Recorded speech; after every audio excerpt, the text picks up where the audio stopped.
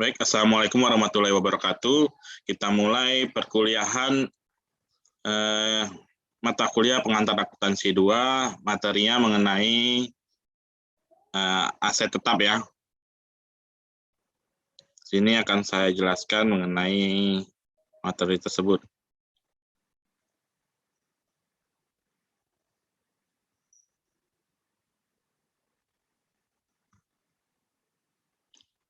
Tujuan pembelajaran dari aset tetap ini yaitu pertama, dapat menentukan aset tetap dan perhitungan akuntansinya, kemudian menghitung depresiasi menggunakan metode garis lurus, unit produksi, dan saldo menurun. Kemudian yang ketiga yaitu mengklasifikasikan biaya aset tetap sebagai capital expenditure atau revenue expenditure.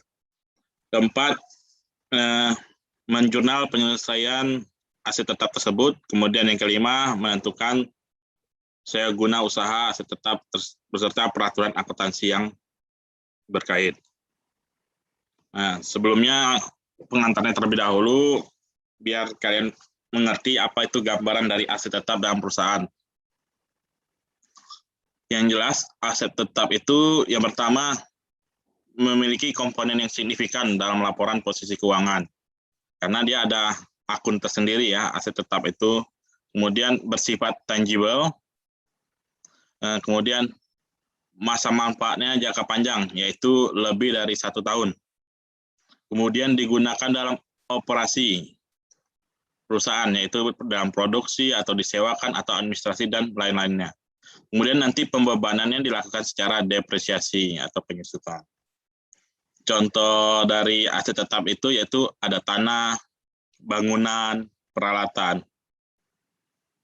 Nah, ini saya coba dulu refleksi dulu ya. Saya ingin bertanya, kalau kendaraan itu termasuk aset tetap atau bukan?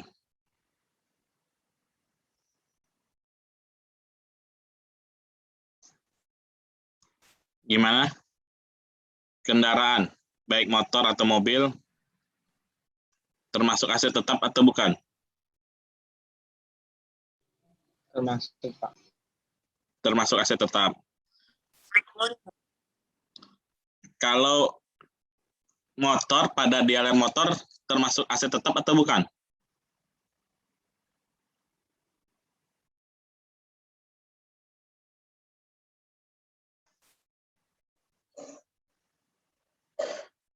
Bagaimana?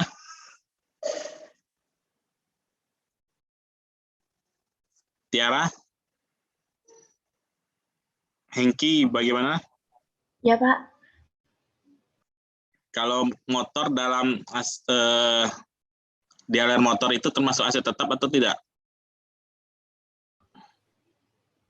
Pemeliharaan kendaraan ya, Pak? Enggak. Motor, kan di dialek motor ada jual motor kan? Misal dialek motor kayak Honda, Suzuki, kan, Yamaha kan ada motor yang dijualnya kan? Itu termasuk aset tetap atau bukan? Bukan, Pak. Lebih termasuk kemana?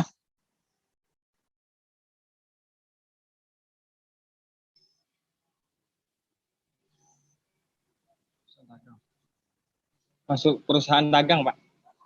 Ya, itu termasuk ke dalam persediaan barang dagangnya ya. Berarti hati-hati ya, kadang kendaraan atau mesin itu kalau misalnya digunakan untuk operasi perusahaan ya makanya disebut aset tetap. Tetapi dia kalau digunakan untuk penjualan seperti mesin kendaraan dalam pabrik-pabrik tertentu itu digunakan sebagai persediaan ya, belum tentu jadi aset tetap. Kita lanjut ya. Berikutnya mengenai pengertian dari aset tetap.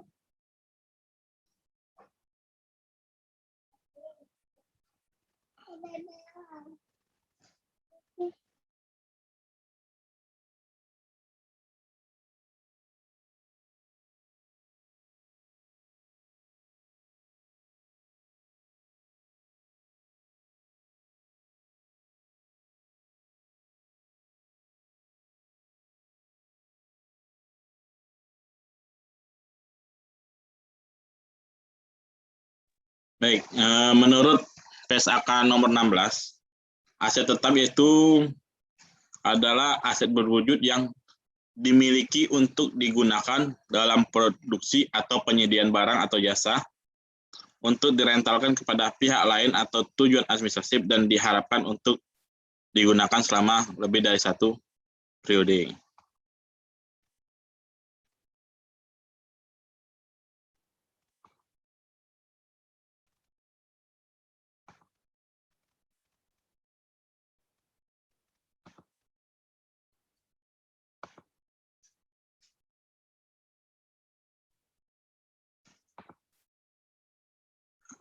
Kemudian cirinya yaitu digunakan dalam operasi dan tidak untuk dijual kembali.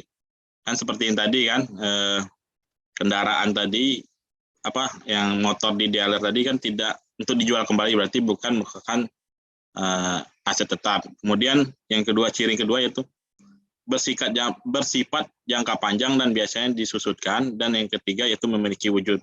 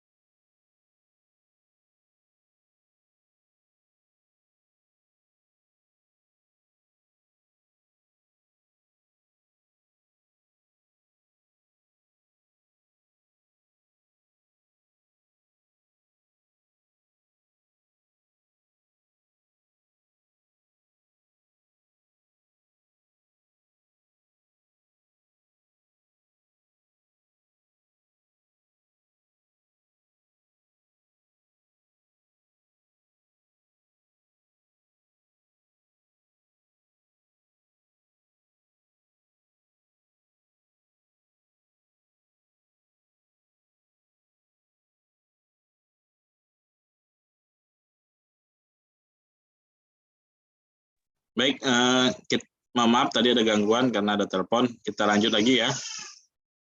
Sebelumnya saya ingin presensi dulu, mau lihat dulu kehadiran dari mahasiswa. Sidonius Angelus.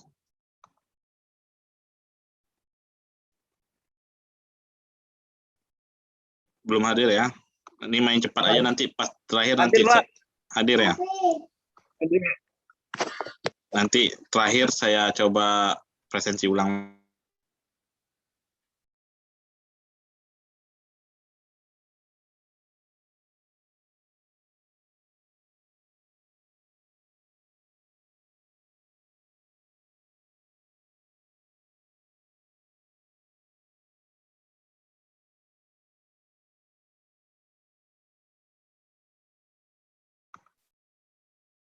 Hengki. Hadir, Pak. Kemudian Abdioso.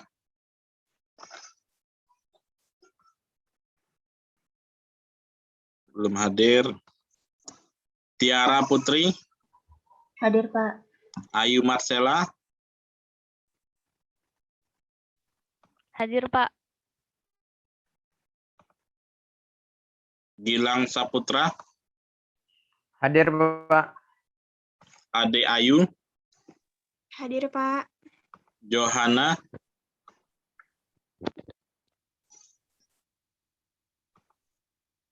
Johanna. Belum hadir. Alvenius. Hadir, Pak. Albert Boy. Hadir, Pak. Bella Wahyu. Hadir, Pak. Ikral. Hadir, Pak. Tri Adi.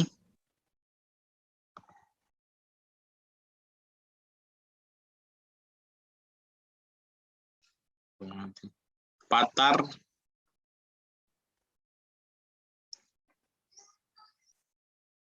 Leonardo. Hadir, Pak. Susi.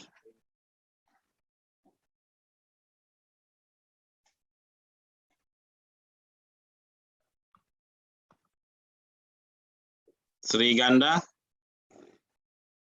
Hadir, Pak. Nyiayu.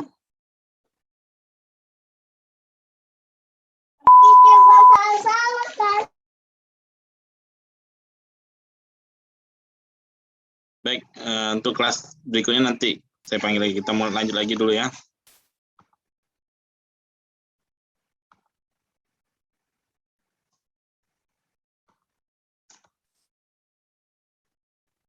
Tadi sudah sampai berikutnya pengakuan aset tetap, di mana biaya perolehan aset tetap harus diakui sebagai aset jika dan hanya jika yang pertama memungkinkan manfaat ekonomis di masa depan berkenaan dengan aset tersebut akan mengalir ke entitas. Dan yang kedua, biaya perolehan aset tetap dapat diukur secara andal.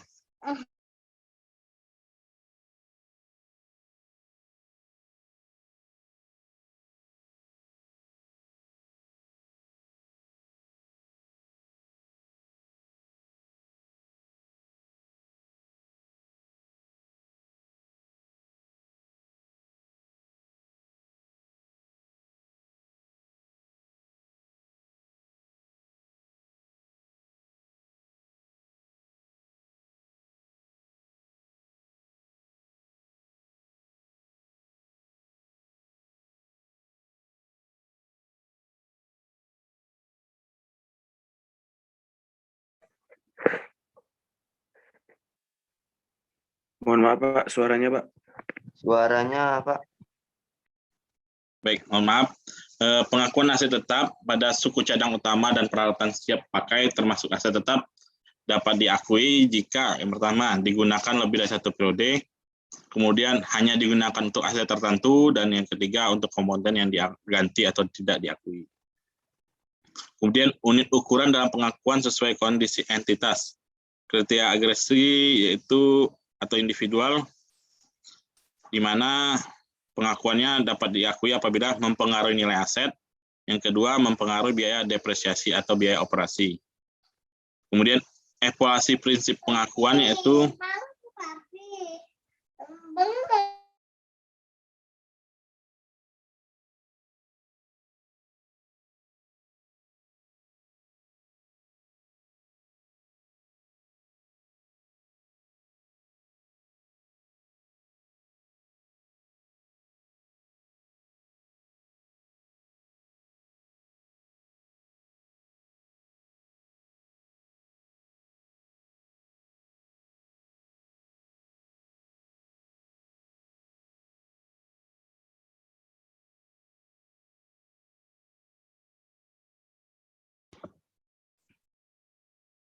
Kemudian biaya perolehan dari aset tetap, yaitu biaya perolehan itu adalah seluruh biaya yang terkait dari aset yang memiliki manfaat di masa yang mendatang.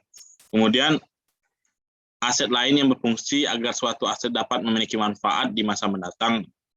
Contohnya yaitu alat yang dipasang agar pabrik dapat berjalan sesuai dengan ketentuan pengolahan limbah industri. Itu masuk dalam biaya perolehan awal dari aset tetap tersebut. Kemudian biaya-biaya apa saja yang diakui sebagai aset tetap setelah biaya perolehan awal tadi, yaitu pertama, adanya biaya pemeliharaan dan perbaikan. Contohnya yaitu perawatan atau suku cadang. Ini dapat diakui sebagai beban di laporan laba rugi periode berjalan. Kemudian yang kedua yaitu penggantian aset atau menambah aset jika memenuhi kriteria aset tetap dan komponen yang diganti tidak lagi dicatat sebagai aset. Yang ketiga yaitu infeksi yang signifikan diakui sebagai jumlah tercatat aset jika memenuhi kriteria aset tetap dan nilai infeksi terdahulu atau dibedakan dari fisik, dihentikan pencatatannya. Pengukuran awalnya, suatu aset tetap yang mempengaruhi kualifikasi untuk diakui sebagai aset tetap, pada awalnya harus diukur sebagai biaya perolehan. Yaitu yang pertama itu harga perolehan terlebih dahulu, kemudian biaya yang dapat diatribusikan secara langsung, baru biaya pembongkaran dan pemindahan aset tetap, dan restorasi lokasi aset. Itu semua termasuk dalam biaya perolehan awal. Nih, penjelasannya mengenai komponen biaya perolehan tadi. Harga perolehan yaitu biaya impor dan pajak pembelian yang tidak boleh dikreditkan setelah dikurangi diskon pembelian dan potongan lain. Yang kedua, biaya-biaya yang dapat diatribusikan secara langsung untuk membawa aset ke lokasi dan kondisi yang diinginkan agar aset tersebut siap digunakan sesuai dengan keinginan dan maksud dari manajemen perusahaan. Yang ketiga yaitu estimasi awal biaya pembongkaran dan pemindahan aset tetap dan restorasi lokasi aset. Kewajiban atas biaya tersebut timbul apabila yang pertama ketika aset tersebut telah diperoleh, yang kedua karena entitas penggunaan aset tersebut selama periode tertentu untuk tujuan selain untuk menghasilkan persediaan.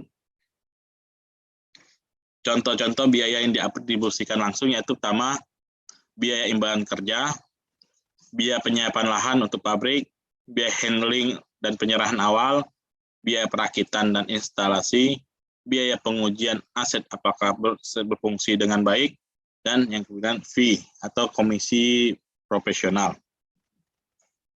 Yang bukan termasuk komponen biaya dalam biaya perolehan dari aset tetap yaitu pertama, apabila biaya pembukaan fasilitas baru, biaya promosi atau pengenalan produk baru, kemudian biaya penyelenggaraan bisnis di lokasi baru, administrasi dan overhead umum, biaya saat alat belum beroperasi penuh, kerugian awal operasi, biaya relokasi, hasil dan aset tersebut dimanfaatkan, laba internal jika aset tersebut merupakan persediaan perusahaan. Nah, ini untuk diskusi awal mengenai ilustrasi dari biaya perolehan.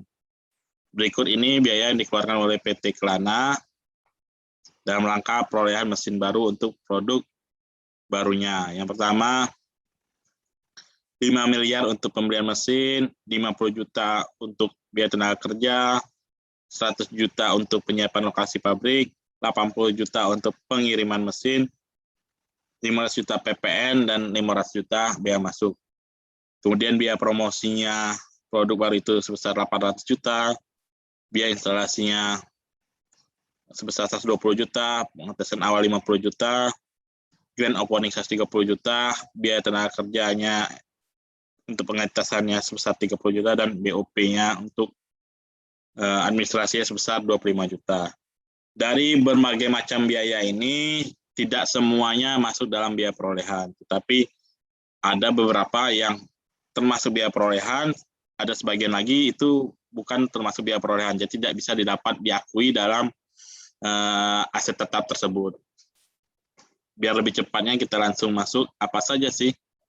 Dari tadi dijelaskan bahwa yang tidak termasuk dalam biaya perolehannya itu ada 3, yaitu biaya grand opening sebesar 130 juta, kemudian biaya promosi sebesar 800 juta, dan biaya administrasi sebesar 25 juta. Jadi total biaya perolehan tadi itu sebesar 6.430 juta. Sehingga jika pencatatannya di aset tetap, nanti itu aset tersebut sebesar 6.430 juta. Dari biaya-biaya tadi yang lain dimasukkan ke dalam aset tetap semua, kecuali biaya 3 biaya yang ini dimasukkan dalam beban-beban dalam biaya. Itu ya untuk ilustrasi awal. Nanti jangan sampai semua komponen-komponen biaya yang terjadi itu kalian masukkan ke dalam pengakuan aset tetap. Ini contoh lainnya apa saja yang dapat diakui. Untuk yang pertama itu mengenai perolehan gedung yang dapat terkait atau diakui sebagai pengakuan aset tetap, yaitu biaya materialnya, tenaga kerja, overhead pabriknya, biaya bunga jika membangun sendiri. Kemudian harga beli bangunan dan pengurusan hak perolehan bangunan tersebut, fee profesional dan izin pendirian bangunan. Kalau perolehan harga tanah yang termasuk biaya itu adalah harga belinya, biaya pengurusan hak tanahnya, yaitu sertifikat, BPATB, dan lain-lain. Kemudian biaya untuk perataan tanah, penghancur bangunan yang apabila diperlukan.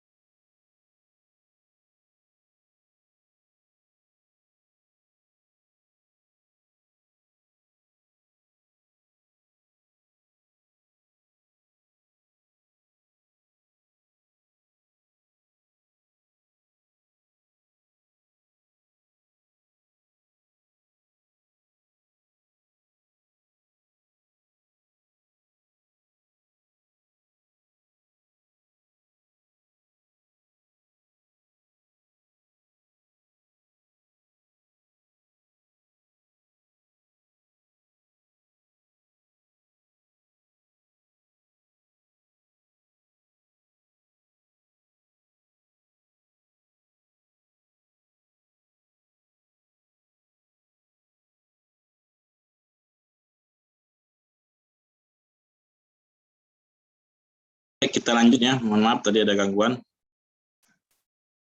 Tanah dan bangunan atau investasi properti.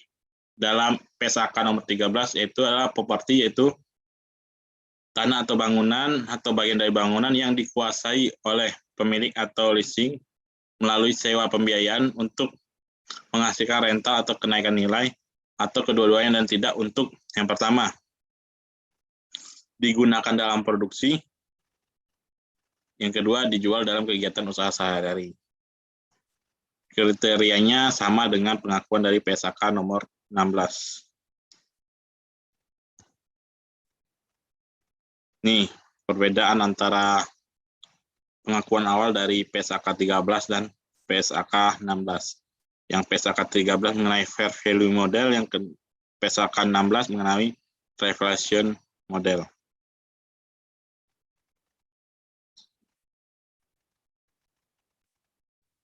Kemudian itu tadi mengenai tanah ya, bangunan. Kemudian mengenai perolehan peralatan. Apa saja biaya-biaya yang meliputi dari biaya perolehan peralatan yang dapat diakui sebagai aset tetap? Yang pertama, harga beli. Yang kedua, pajak atau biaya yang tidak dapat dikreditkan. Yang ketiga, biaya transportasi. Yang keempat, biaya asuransi. Yang kelima, biaya instalasi. Dan yang keenam, untuk pengetesan peralatan. Nih, klasifikasinya dari pengeluaran dan penerimaan berikut terkait dengan tanah, land improvement, dan pembangunan gedung, tentukan bagaimana perusahaan mengklasifikasikan tersebut. Yang pertama, uang yang dipinjam untuk mendanai itu termasuk uang utang bank, pengeluaran untuk konstruksi termasuk bangunan, biaya untuk perawatan tanah termasuk perolehan tanah nantinya, biaya pajak juga pengurus izin pembangunan termasuk di tanah, kemudian pembayar asuransi dalam proses pembangunan termasuk di bangunan, dan pengalihan polis asuransi 1 bulan karena konstruksi selesai lebih awal itu mengurangi nilai dari aset bangunan tersebut. Nih ya, ini sama gambaran tadi juga mengenai biaya perolehan dari aset. Ini nanti materinya akan saya bagikan saja, mungkin bisa lebih pahami lagi, dibaca-baca ulang lagi mengenai materi aset ini. Kemudian apa biaya-biaya yang diakui dari apabila aset tersebut kita bangun sendiri? Yang pertama yaitu material dan tenaga kerjanya, yang kedua overhead, baik itu biaya parabel dan biaya tetapnya yang terkait langsung dengan pembangunan aset tersebut. Yang ketiga yaitu biaya bunga dalam proses pembangunan. Nah, dalam biaya pembangunan aset tersebut, apabila ada melakukan pembebanan biaya bunga, maka itu termasuk menambah nilai aset tersebut. Nih, dijelaskan juga di PSAK 26 mengenai bunga pinjaman tersebut, bagaimana mengkapitalisasi biaya bunga aktual konsisten dengan prinsip harga perolehan, sehingga bunga pinjaman tersebut selama dalam proses pembangunan aset tersebut dapat diakui sebagai nilai aset tersebut. Kemudian mengenai pengukuran biaya perolehan, yang pertama diskon, yaitu diskon harus dikurangi dari harga perolehan aset. Apabila yang kedua yaitu apabila ada pembayaran ditangguhkan, aset yang dibeli dengan pembayaran ditangguhkan dinilai setara nilai tunainya. Kemudian pertukaran aset menggunakan nilai wajar kecuali tidak ada substansi ekonomi atau tidak ada nilai wajar yang andal. Yang ketiga yaitu pembelian dengan lump sum atau dialokasikan nilai total biaya perolehan ke masing-masing aset dengan dasar nilai wajar aset. Pengukuran biaya perolehan yaitu selanjutnya yaitu penerbitan saham menggunakan dasar nilai wajar dari saham sebagai indikator nilai wajar aset jika nilai saham dapat diandalkan. Yang kedua dari hibah, yang berikutnya hibah pemerintah. Ini penjelasan mengenai biaya perolehan ya. Jadi tadi kan yang ingin kita ketahui dulu sebelum menentukan nanti nilai aset tetap itu kita harus tahu dulu biaya perolehan. Itulah tadi penjelasan-penjelasan mengenai apa-apa saja yang dapat kita akui sebagai biaya perolehan untuk diakui sebagai nilai dari aset tetap tersebut. Yang berikutnya itu mengenai penyusutan. Ada model biaya, ada model revaluasi. Di mana penyusutan ini adalah alokasi sistematis jumlah yang dapat disusutkan dari aset selama umur manfaatnya. Penyusutan ini yaitu setiap bagian aset tetap yang memiliki biaya perolehan cukup signifikan terhadap total biaya perolehan, aset harus disusutkan secara terpisah. Kemudian beban penyusutan untuk setiap prode harus diakui dalam laporan laba rugi kecuali jika beban tersebut dimasukkan dalam jumlah aset tercatat lain. penyusutan aset dimulai pada saat aset tersebut digunakan. Jadi aset itu misal kita membangun sendiri pada tanggal 1 Januari, tapi selesainya pada tanggal 1 Maret, berarti nanti mulai kita diakui penyusutannya itu pada tanggal 1 Maret, bukan pada tanggal 1 Januari tersebut. Kemudian apabila penyusutan aset dihentikan lebih awal ketika diklasifikasikan sebagai aset dimiliki untuk dijual dan aset dihentikan pengakuannya. Kemudian tanah dan bangunan diperlakukan sebagai aset terpisah walaupun diperoleh sekaligus. Karena yang namanya tanah itu tidak ada penyusutan. Karena dia nggak ada pengurangan nilai dari nilai tanah tersebut. Sehingga apabila kita membeli suatu bangunan beserta tanahnya, maka harga perolehan dari tanah dan bangunan itu harus dipisah. Kemudian nilai residu dan umur manfaat suatu aset harus direview minimum setiap akhir tahun buku. Jika hasil reviewnya berbeda dengan estimasi sebelumnya, maka perbedaan tersebut harus diperlakukan sebagai perubahan estimasi akuntansi. Berikutnya mengenai umur manfaat, yaitu faktor yang harus diperhitungkan dalam menentukan umur manfaat yaitu perkiraan daya pakai aset, yang kedua perkiraan tentang tingkat keausan fisik dari aset tersebut, keusangan teknis dan keusangan komersilnya, dan pembatasan penggunaan aset karena aspek hukum, misalnya sewa. Kemudian metode penyusutannya, yang pertama yaitu mencerminkan ekspektasi pola konsumsi manfaat ekonomis masa depan atas aset atau entitas, harus direview minimum sejak akhir tahun buku, dan perubahan metode dilakukan sebagai perubahan estimasi. Ya, mengenai penyusutannya ada 3, garis lurus, saldo menurun, dan jumlah unit. Sebelum kita masuk ini, saya ingin presentasi lagi yang kelas B-nya dulu ya.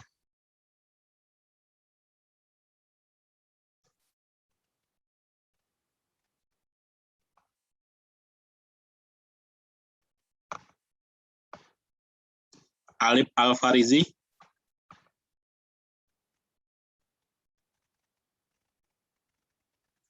Alif belum hadir. Irwan Siswanto. Tidak hadir, Pak. Devita Herdiana. Hadir, Pak. Sania.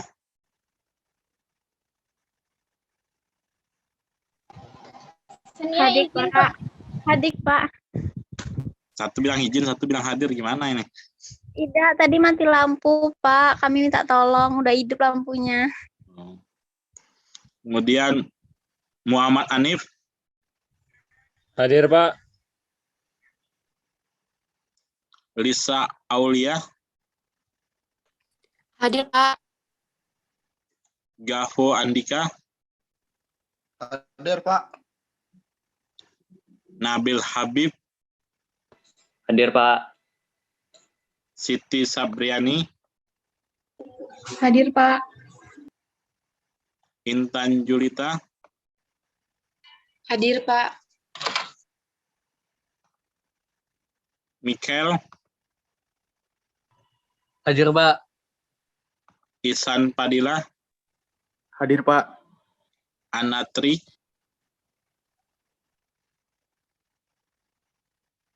Anatri Islamia. Belum ada. Paramita. Hadir, Pak.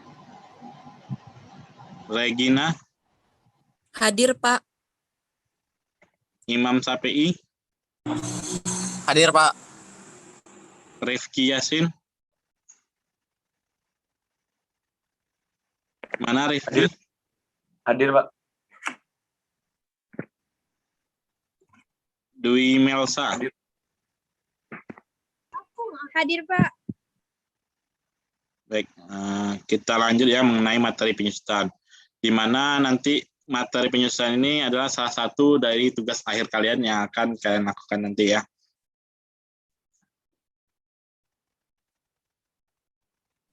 Izin, Pak. Anatri tadi hadir. Anatri hadir ya? Iya.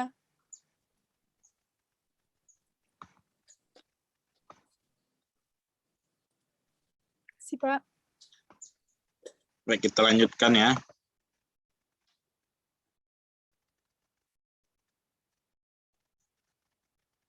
Mengenai penyusutan.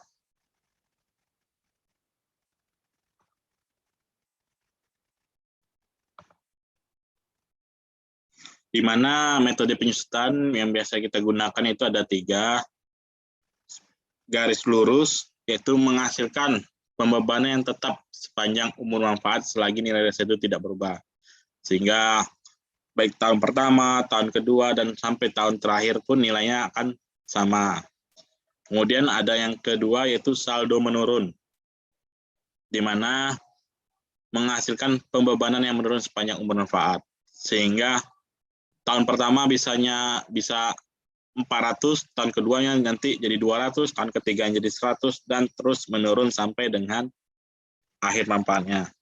Yang ketiga yaitu jumlah unit, yaitu bebannya berdasarkan penggunaannya atau jumlah unit yang akan, yaitu bisa jumlah jam, jumlah unit, dan jumlah produksi dari aset tersebut. Sebenarnya ada satu lagi yaitu jumlah angka tahun, tapi sudah jarang digunakan, yaitu mengenai penjumlahan estimasi tahun tersebut.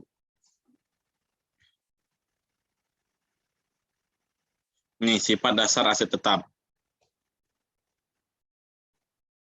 Ini dari sini kita dapat klasifikasinya biayanya tersebut. Apabila yang aset tersebut dibeli berumur panjang, itu termasuk dari aset tetap.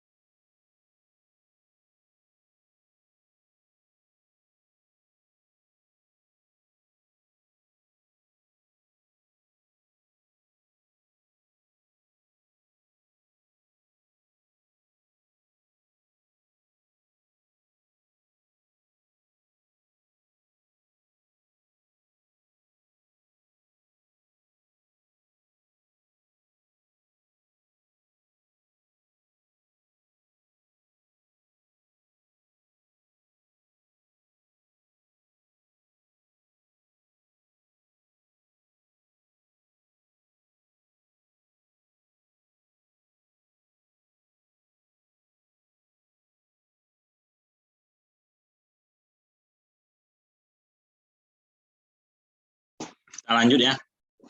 Nah, kemudian, apakah aset tersebut digunakan untuk tujuan produktif? Jika iya, maka itu termasuk aset tetap. Tapi jika tidak, itu termasuk dalam investasi. Ini ya sifat dasar dari aset tetap. Kemudian,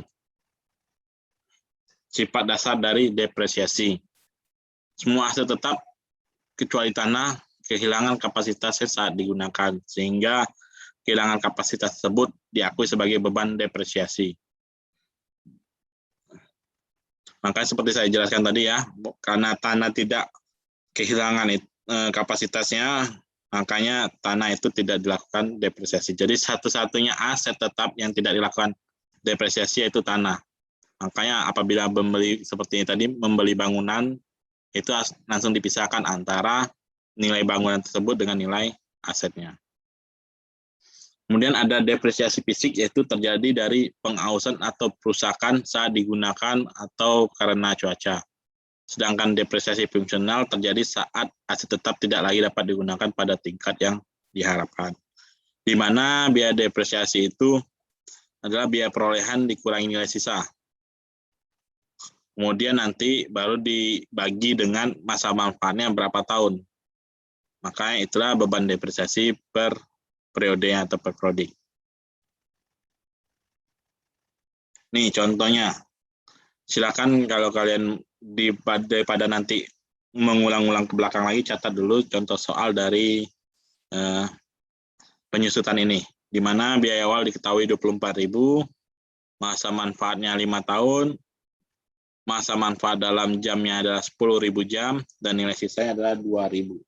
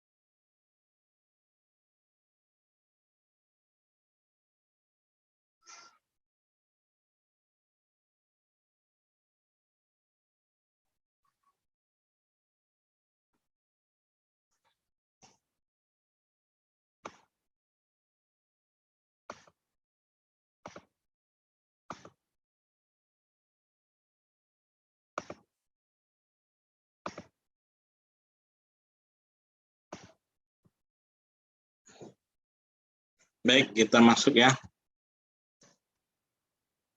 Yang pertama, metode penyusutan garis lurus, di mana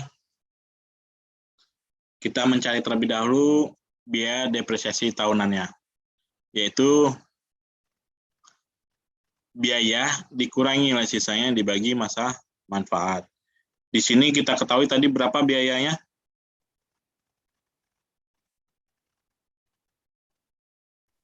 24.000. 24.000. Kemudian nilai sisanya sebesar 2.000.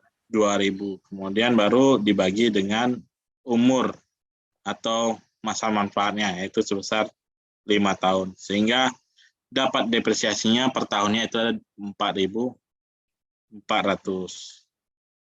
Tetapi perlu kalian ingat, terkadang kan perlu kita lakukan pembagian lagi menjadi per bulannya atau per 12 ya. Dikarenakan nanti ada juga seandainya aset itu kita peroleh bukan di awal tahun pada 1 Januari tetapi di pertengahan tahun. Jadi itu harus kita cari lagi masa manfaat yang telah digunakan, berapa bulan yang telah digunakan. Tetapi kalau tahun-tahun berikutnya mungkin ya bisa kita lakukan setahun. Tetapi kalau untuk awalnya apabila bukan dibeli di awal tahun, maka harus dicari lagi masa manfaat pada tahun tersebut. Ini ya, ini metode garis lurus. Di mana kalau kartu penyusutannya seperti berikut. Pada tahun pertama biayanya 24.000, nilai buku awal 24.000, beban penyusutan atau depresiasi 4.400. Ini dapat dilihat ya, beban depresiasi per tahunnya sama semua 4.400. Jadi nanti berkurang 19.600, 15.200, 10.800, 6.400 sampai dengan 2.000 ya, yaitu nilai sisa terakhirnya. Nih, dikurangi sebesar 4.400 terus setiap tahunnya. Ini apabila tadi seperti dijelaskan ini pada 1 tahun penuh. Apabila dia pertengahan tahun nanti bisa saja ini setengah tahun pertama berapa, nanti tahun keduanya baru 4.400, tahun ketiganya 4.400, empatnya 4.400, tahun kelimanya juga 4.400, tahun limanya setengahnya lagi untuk menutupi yang setengah pertama ini baru sisanya tadi.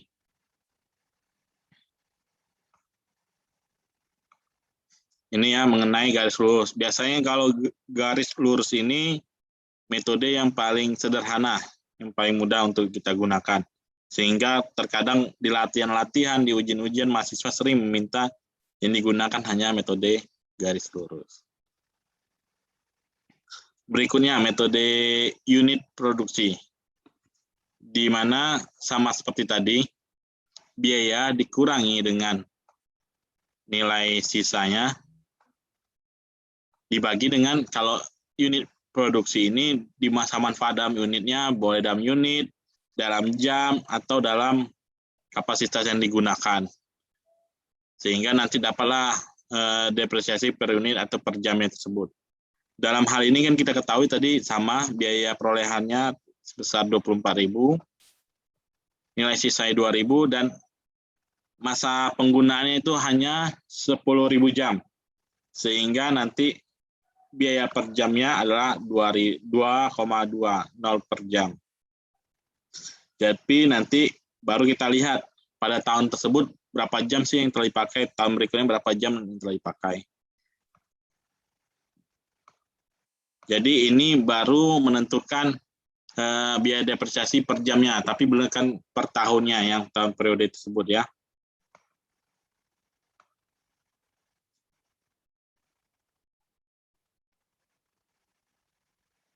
Ini yang metode berikutnya yaitu sebelum metode saldo menurun ini saya coba gambarkan lagi. Apabila tahun pertama itu dipakainya 10.000 jam, mohon maaf,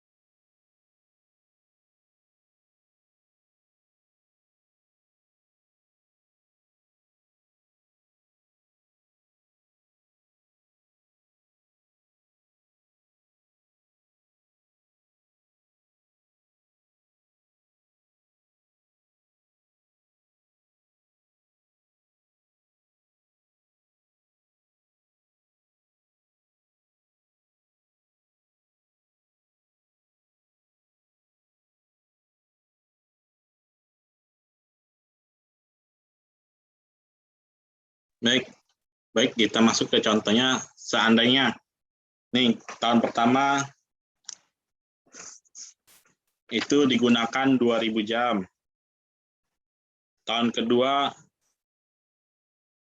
1.500. Tahun ketiga 2.500. Tahun keempat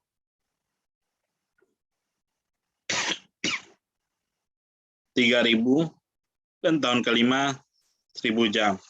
Dan maaf.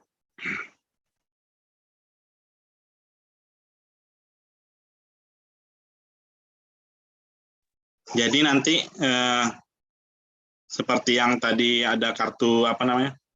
Kartu persedia aset tetapnya.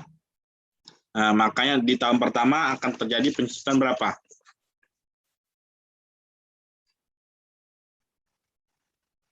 Ada yang bisa menjawab? Kan ini kan kita ketahui pemakaian 10.000 jam, tapi pada tahun pertama hanya dipakai 2.000, tahun kedua 1.500, tahun ketiga 2.500, tahun keempat 3.000, dan tahun kelima 1.000. Jadi baru kita lihat nilai penyusutan per tahunnya berapa. Karena kalau nilai unit produksinya tidak mesti harus selalu sama tiap tahunnya. Siapa yang bisa? Tahun pertama berapa nilainya?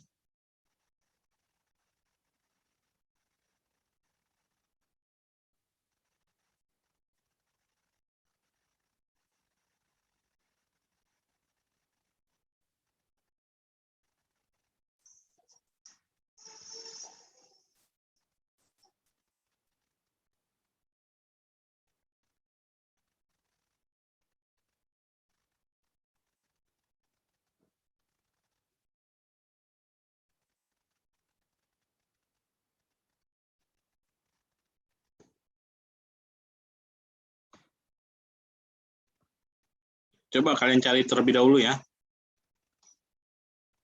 Silakan kalian cari terlebih dahulu berapa sih beban penyusutan per tahun yang tadi. Sesuai dengan angka yang telah saya berikan. Kurang lebih waktu 5 menit, silakan kalian cari terlebih dahulu, nanti saya tanyakan kembali.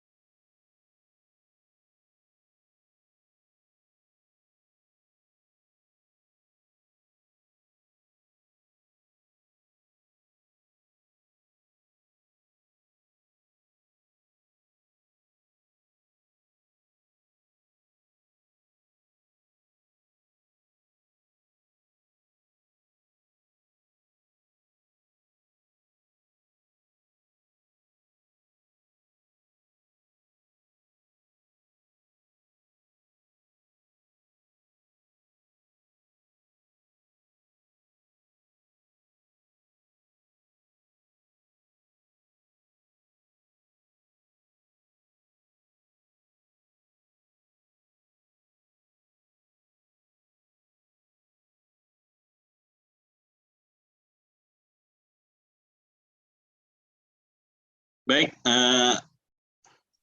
berapa biaya depresiasi untuk tahun pertama tadi?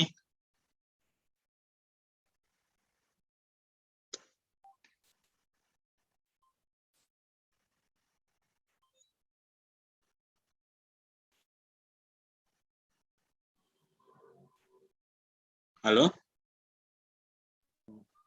11 per jam, Pak.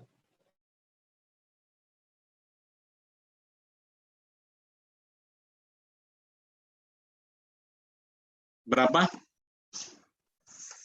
Tahun pertama ini berapa jadinya? 2.000 dikali?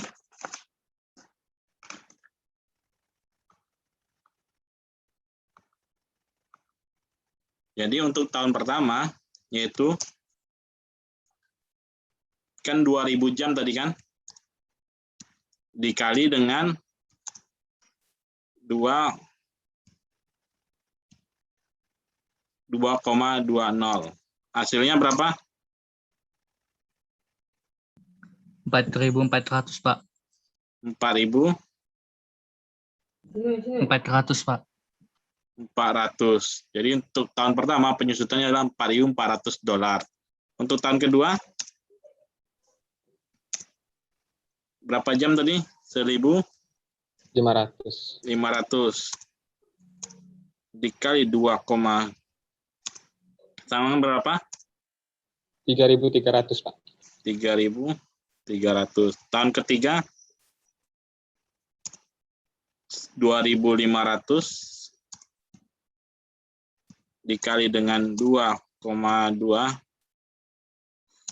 Hasilnya berapa? 5.500, Pak.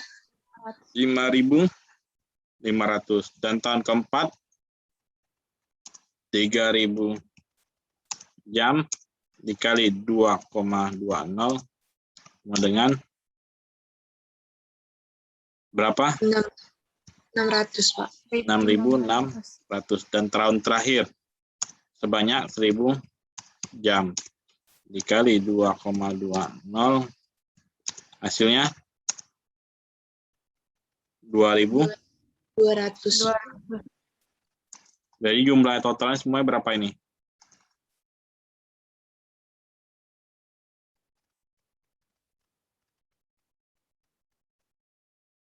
$22.000 nggak?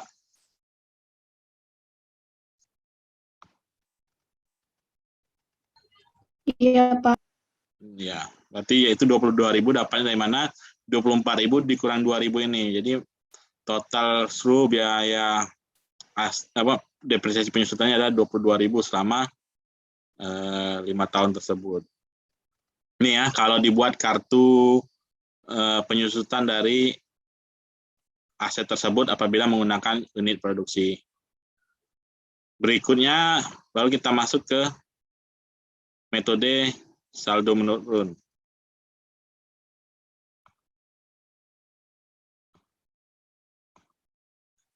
Silakan kalian lihat dulu, nanti baru saya jelaskan lagi.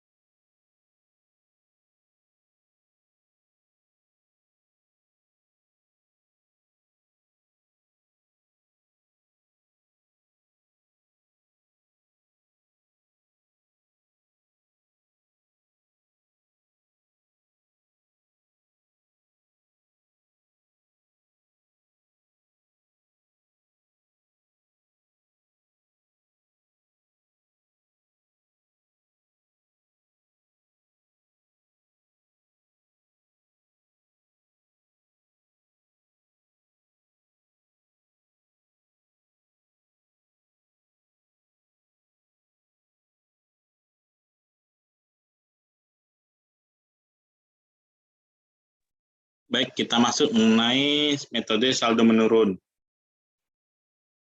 Tahapan pertama yaitu mengabaikan nilai sisa sehingga menghitung tingkat garis lurusnya terlebih dahulu. Jadi langsung 24.000 ini dibagi dengan 24.000 langsung dibagi dengan 5 sehingga dapatnya adalah 4.800. Kemudian dari hasil ini kita cari persentasenya berapa sih? Persentasenya itu adalah 4.800 dibagi 24.000 nanti dikali dengan 100. Dapatlah hasilnya 20%. Jadi tingkat persentasenya adalah 20% per tahunnya. Tetapi kalau saldo menurun dia akan meningkat. Jadi makanya di sini tahapan keduanya yaitu tingkat garis lurus dikali dengan 2. Jadi yaitu 20% atau 0,2 dikali 2. Jadi tingkatnya adalah 40% atau 0,4. Untuk tahun pertama biasanya dari aset tadi dikalikan langsung dengan 40%, setelah tahun pertama nilai buku akan terus menurun, tapi tetap pengaliannya adalah sebesar 40%. Untuk bagaimana lebih jelasnya, kita lihat mengenai buku pembantu dari aset tersebut. Nih, dapat dilihat tadi nilai buku tahun awal langsung 24.000. Tingkatnya kita dapat berapa? Ini 40% ya. Setiap tahunnya sama, kecuali di tahun terakhir. Tahun terakhir ini kan karena ini tidak ada nilai sisa tadi di awal, maka tahun terakhir nanti penyesuaian langsung depresiasinya. Jadi yang pertama yaitu 24.000 dikali 40% dapatnya adalah 9.600. Sehingga nilai akhir bukunya itu adalah 24.000 dikurangi ini 24.000 ini ya, dikurangi dengan 9.600. Ini kita bikin aja ini. Ini A seandainya.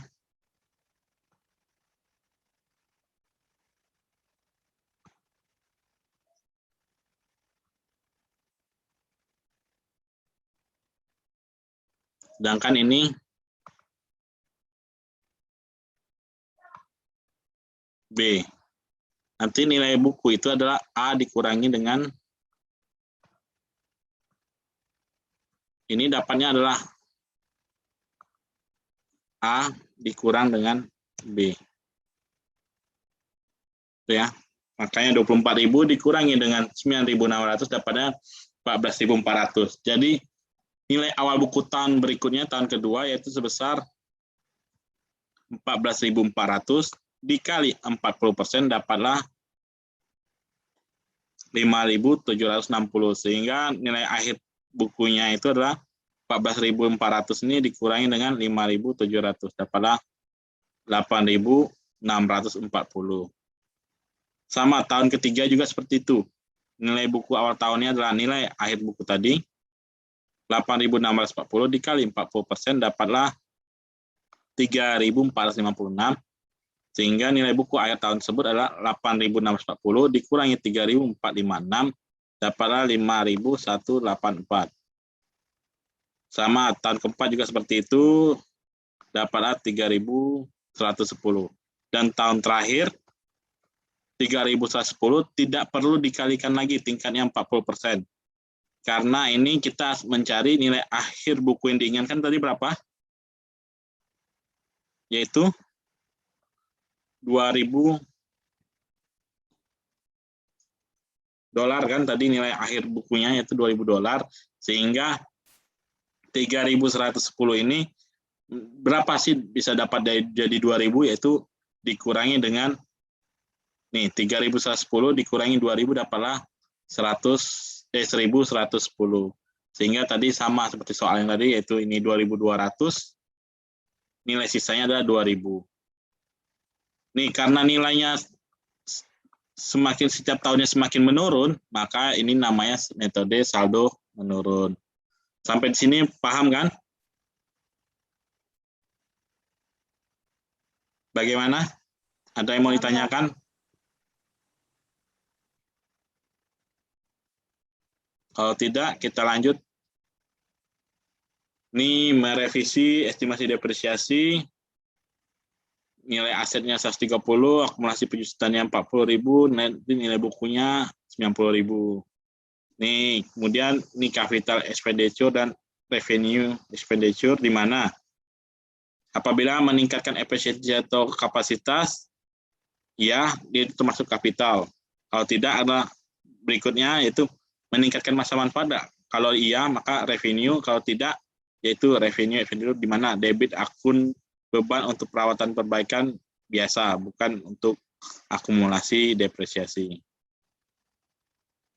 Nih, pembelanjaan modal di mana biaya awal, penambahan, betterment, dan perbaikan luar biasa. Pembelanjaan pendapatan di mana perawatan dan perbaikan normal atau biasa. Aset yaitu di mana kewajiban, ekuitas, beban, pendapatan.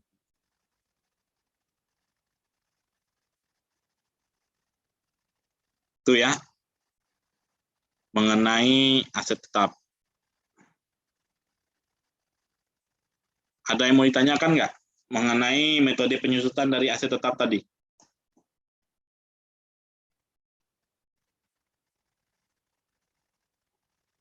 Bagaimana?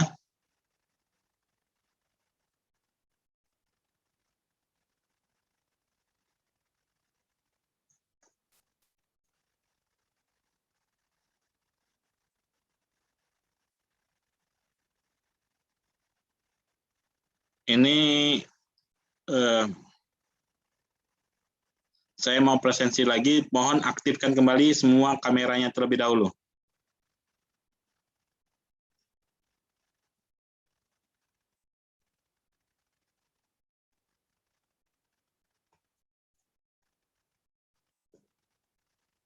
Tadi siapa yang belum presensi? Saya, Pak. Siapa?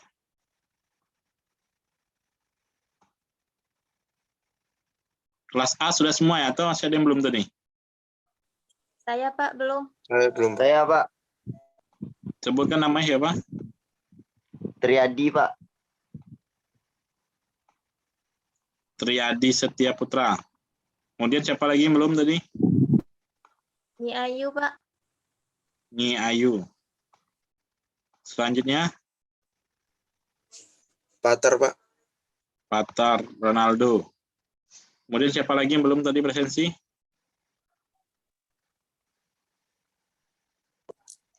Susi, Pak. Susi Fitrianti.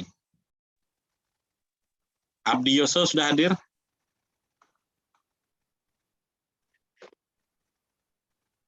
Nggak hadir juga ya. Kemudian Johanna Tania.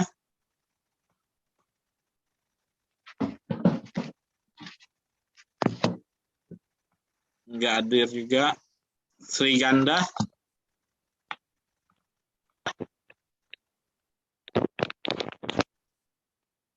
Alvin Rozak. Hadir. Sri Ganda hadir ya. Alvin Rozak. Tidak hadir, Pak. Tidak hadir. Berarti ada kelas A ada 3 orang ya. Abdi Yoso, Johanna, dan Alvin yang tidak hadir ya. Kalau kelas A tadi kayaknya hadir semua kecuali yang PN ya. Baik. Saya hadir, Pak. Siapa? Iya, yang kelas Indonesia. ya kelas B A kan? Iya, Pak. Yang di kelas B maksud saya, yaitu Irwan dan Alif. Ada yang mau ditanyakan nggak mengenai aset tetap tadi? Kalau sudah paham, nanti saya kasih tugas untuk pengisi ujian akhir semesternya, kalau bisa diisi secara maksimal ya. Di mana nanti tugas akhir yang akan saya berikan yaitu ada 2 materi mengenai yang pertama yaitu mengenai persediaan, kemudian mengenai aset tetap. Nanti akan saya infokan melalui ketua kelasnya atau perwakilannya bagaimana teknis untuk pelaksanaan tugas akhir tersebut. Sebelum melakukan pelaksanaan tugas akhir tersebut, ada yang mau ditanyakan lagi yang mengenai materi ini? Nanti jangan sampai ada yang kurang paham, tidak dapat Pak, menjelaskan. materinya boleh dibagikan nggak, Pak? Baik, nanti akan saya share juga materinya melalui ketua kelas atau melalui grupnya. Baik, Pak. Ya, kalau nggak ada lagi yang mau ditanyakan, baik, pertemuan ini saya tutup. Ini merupakan pertemuan terakhir kita di mata kuliah ini ya. Setelah ini silakan nanti Iya, kalian Pak. kerjakan tugas akhirnya, lakukan sebaik-baiknya untuk mengisi nilai ujian akhirnya. Mudah-mudahan mendapatkan nilai yang maksimal. Dan saya mohon maaf apabila dalam pembelajaran mata kuliah pengantar akuntansi 2 ini belum maksimal memberikan materinya dikarenakan ya kondisi dan waktu. Saya ucapkan sekali lagi terima kasih atas perhatiannya. Saya akhiri, wabillahi taufiq walhidayah. Wassalamualaikum warahmatullahi wabarakatuh. Waalaikumsalam warahmatullahi wabarakatuh, Pak. Waalaikumsalam warahmatullahi Waalaikumsalam wabarakatuh. warahmatullahi wabarakatuh.